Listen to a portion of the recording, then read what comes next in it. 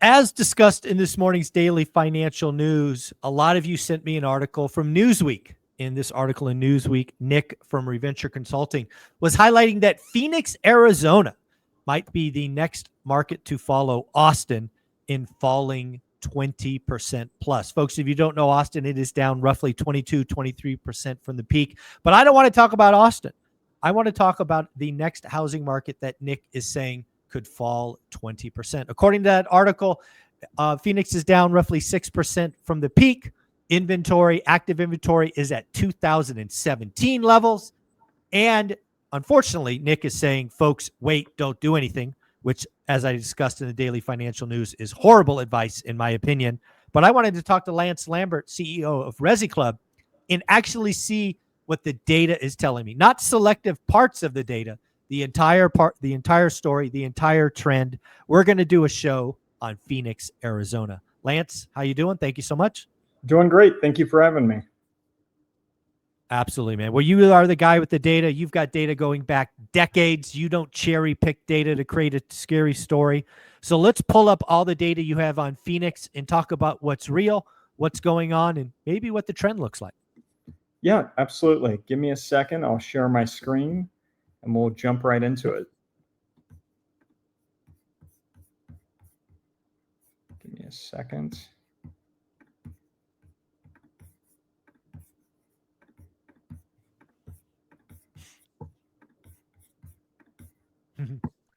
Okay, can you see it? I can. I'm bringing it up right now for everybody. There you go. Awesome. Yeah, so here's a map of active inventory for sale across the country. And then here is a map. Actually, let me do the county level. Give me a second to get this.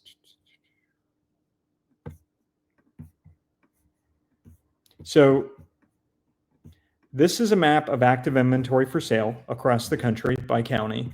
And this is a map of home prices year over year by county.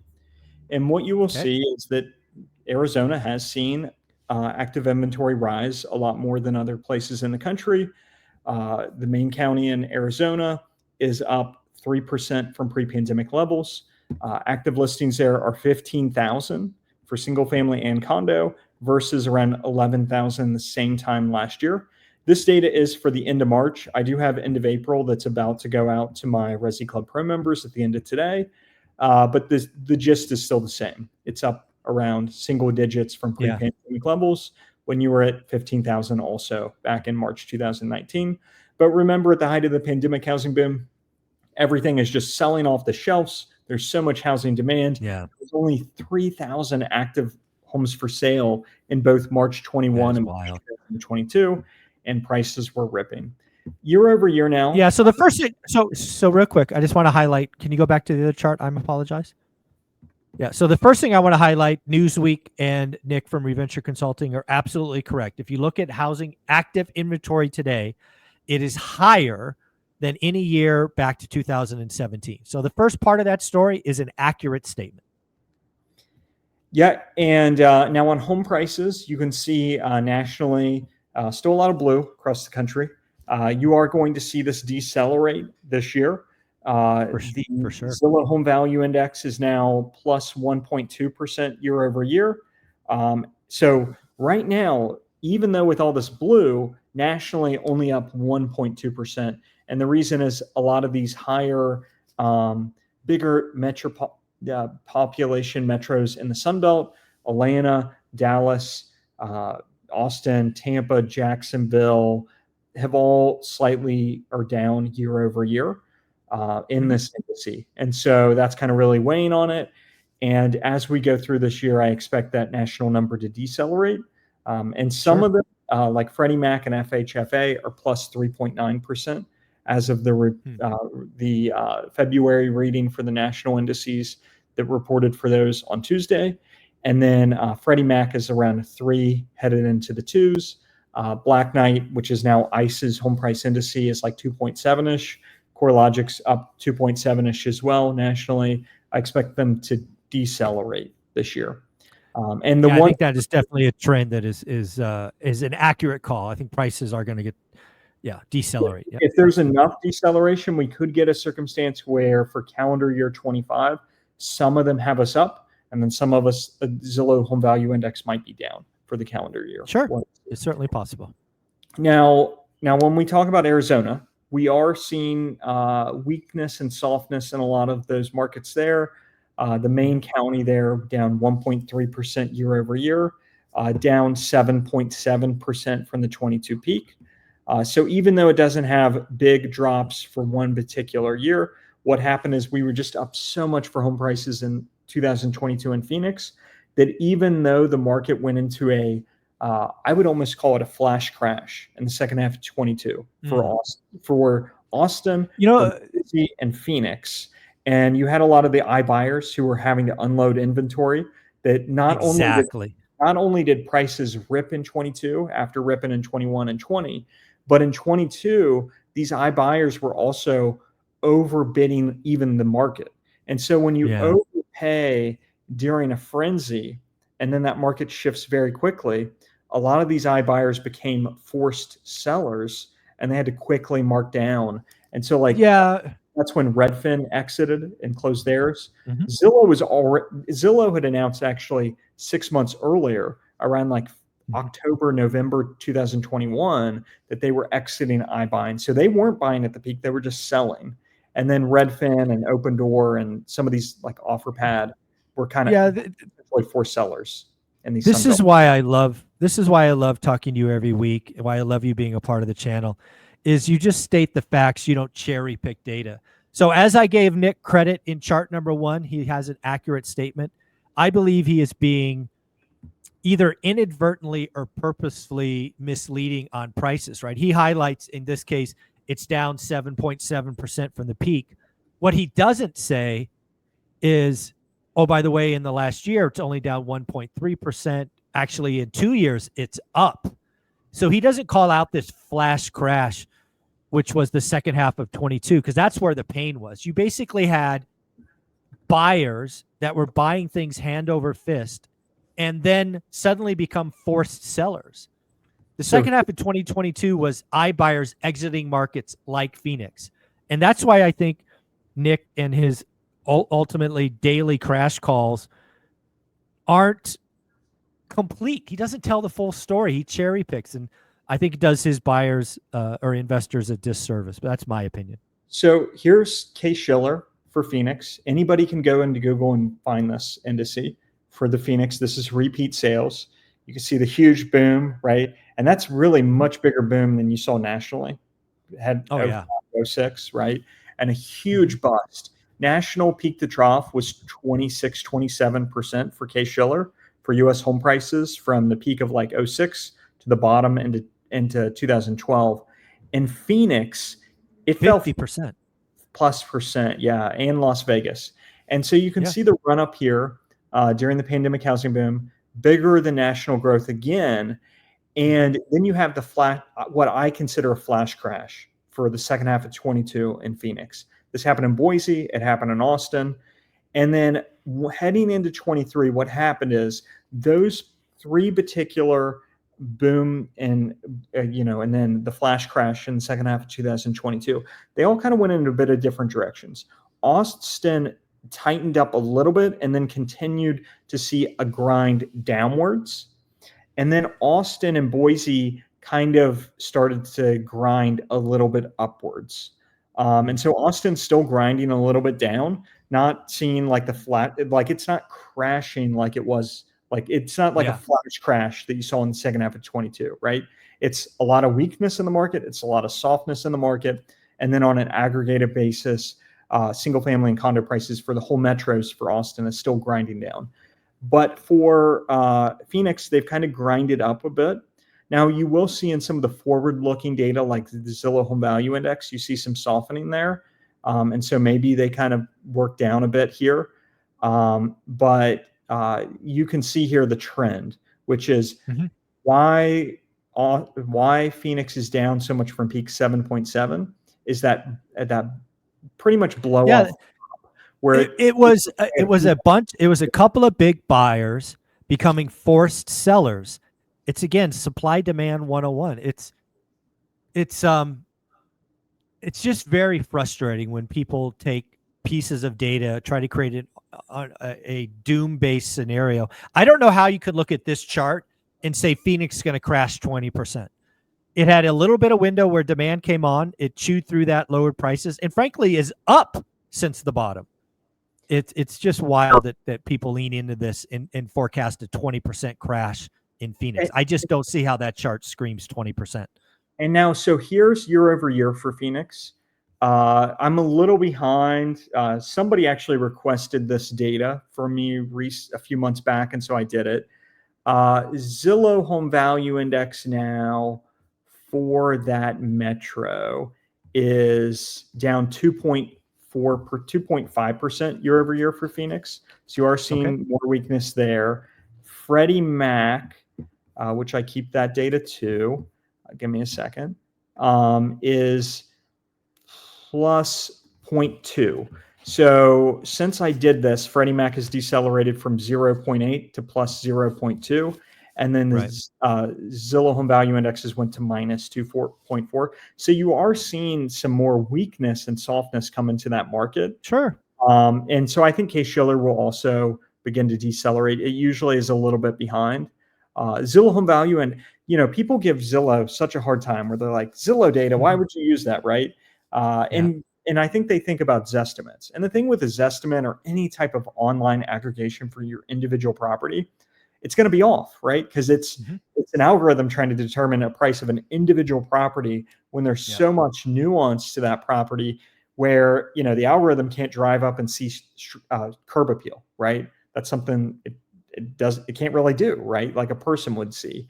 But when you aggregate it for a market, the Zillow Home Value Index is very strongly correlated with the repeat sales indices, and it actually is a little bit ahead of them, and it uses a different methodology. So you can see here's Phoenix going back to 1975, and I don't know. I think it's a cool chart to kind of look at. No, absolutely. Again, this is why you're here. This is you look at data, you go back years, you don't cherry pick pieces and try to create fear. You're like, here's all the data for a long time. Do with it what you will. And when you do that, you don't come in biased to doom.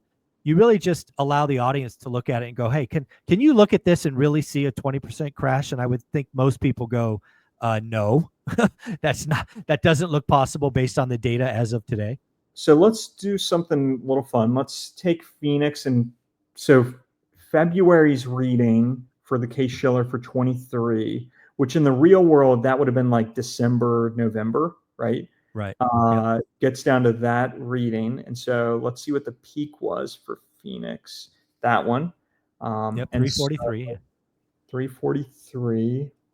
So I want to do some math. What is 343 times 20? That's like 70 grand. So from peak to trough, Phoenix fell 10.4% without seasonal adjustment for this cycle. And so and so let's see what Case-Shiller is now. Case-Shiller might not be down as much from peak as the Zillow Home Value Index. So let's check that. So for Phoenix is down 4% from peak using Case-Shiller, and it was down 10.4% from peak. So that from peak number for Phoenix and the Case-Shiller one is actually it's not as big now as it was. And again, that's something that Nick will never tell his audience. He will never say this flash crash took us down 11%, but oh, by the way, as of today, we're only down 6%. He doesn't say things like that because it doesn't fit his narrative, in my opinion. What's wild is all that blow off the top took us back to January 22 levels, which are really like November 22. So it's crazy. Yeah. So it pretty much blew off the whole spring market for 22 from Phoenix. And so, the only ones who are kind of probably, a little bit, down from equity potentially, or like that spring 22 buyer, right? Yeah. Now, the spring 22 buyer, it's possible, depending on when they locked rates, they might have a 2.9, a 3. Yeah, they're probably fine. Their fixed shelter cost, they don't really care about the home value. Their fixed shelter cost is nothing. And so they're pretty safe.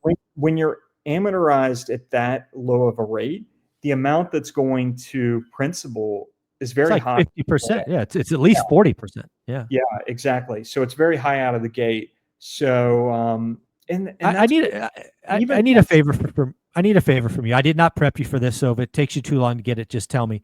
Can you take this exact Fred chart but show me Austin? I want to see what Austin's chart looks like. Phoenix. Austin. So Austin isn't tracked by Case-Shiller in terms Ah, of individual breakout. But give me a second. If you want to see Austin. So you want to see Austin versus Phoenix? Is that right? basically, yeah, exactly. I want to see because again, I think Austin is the poster child for 20% crash for those people talking, and to say that Phoenix is going to be the next Austin is certainly a scary headline. But let's look at the data. Let's look By at the the way, real quick before we get too far, one Sure. of the wild ones is let's see what Las Vegas is down from peak. Okay.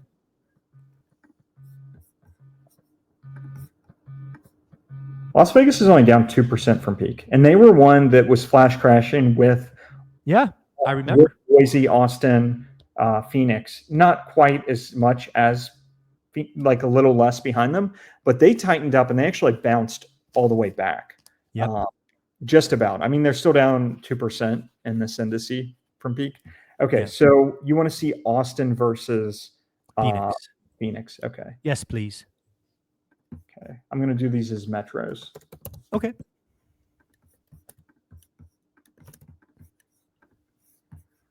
And so all of my Resi Club Pro members have access to all this raw data. Nice. And you can go in anytime and pull this. Okay, so here we go. And then we got to get the dates up here. We'll put those there. Delete that out. Delete out all this stuff. And then give me a second. I'm going to copy this. I'm going to take it and make the chart.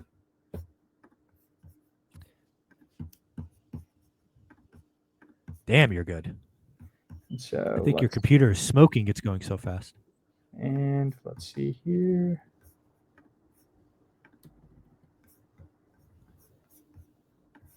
Yeah.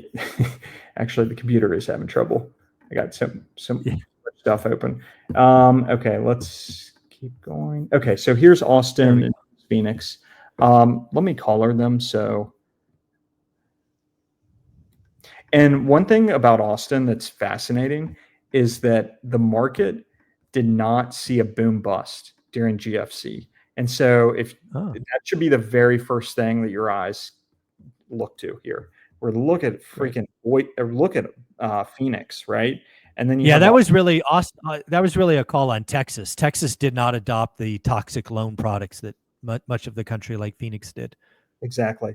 And so what's interesting is these two markets, it's funny, they get very aligned. And so Austin went up much more in the run up, even or during the pandemic housing boom. At one point, they were up 70% from March 2020 levels.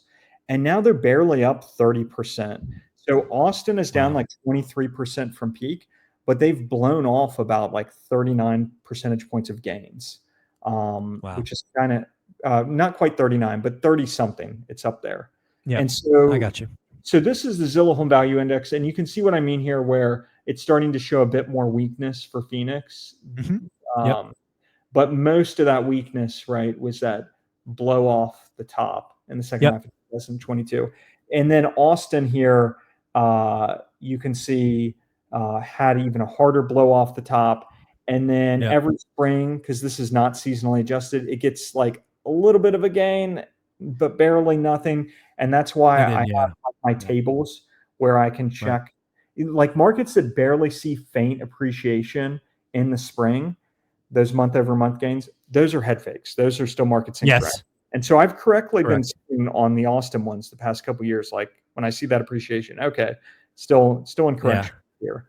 And so you can see they've kind of ended up about at the same place here now in terms of dollar amount. But you can see that Austin way more off the peak and Phoenix there, not quite as much. Do you want to see the national number with it?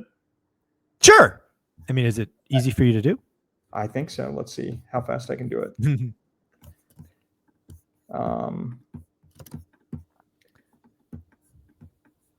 Let's see here.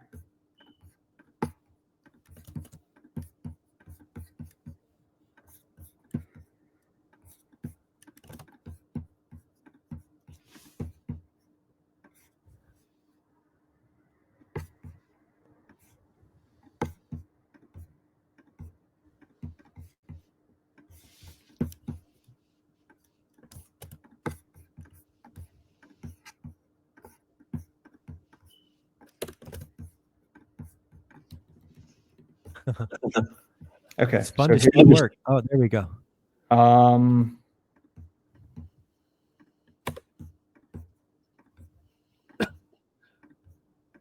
Okay, there we go for US. So you can see US is still moving up slightly year over year. It's kind of making, I would call this a grind upwards on the nationally aggregated data, where it's really moving up that much, but it's kind of like just slightly inching up after this huge run up during the pandemic housing boom. There's so many. This is really fun, because one of the things that I called for the national numbers, as you know, was we basically got all our appreciation in the first 2.5 years for the decade, and we're basically going sideways for the next 5 to 6 years. So now we're 3 years into that, and that call was fairly accurate. Yeah. Now I will say that in terms of like downside risk, still more in those markets when you look through some of like relative to incomes and that type of stuff. Yep. And that's probably why you are starting like seeing like a market like Phoenix kind of stalling out for appreciation right now. And it's going to take some time to kind of smooth it out. But you're not seeing like a flash crash like you were in the second half of 2012. But there's the data. There you go. This is a lot of fun, folks. This is why you got to talk to somebody who gives you all the data for the timeline, allows you to make your own opinions versus cherry picking data, not telling you the complete story, but yet getting featured in Newsweek. Oh, well, there we go. Newsweek. Bad call. Lance, how you doing? Where can people find you? Yeah, if they want to read my work, they can find my site at ResiClubAnalytics.com. Just type into Google Resi Club, go there, get signed up for my newsletter. I also have a premium offering called Resi Club Pro. If you want some of my research reports, more access to my data for inventory across the country and for home prices. And if you want to follow me on social, you can find me at NewsLambert on Twitter, and then Lance Lambert on LinkedIn. Always posting on those two places. Thank you, buddy. I appreciate you. Have a great week. Thank you.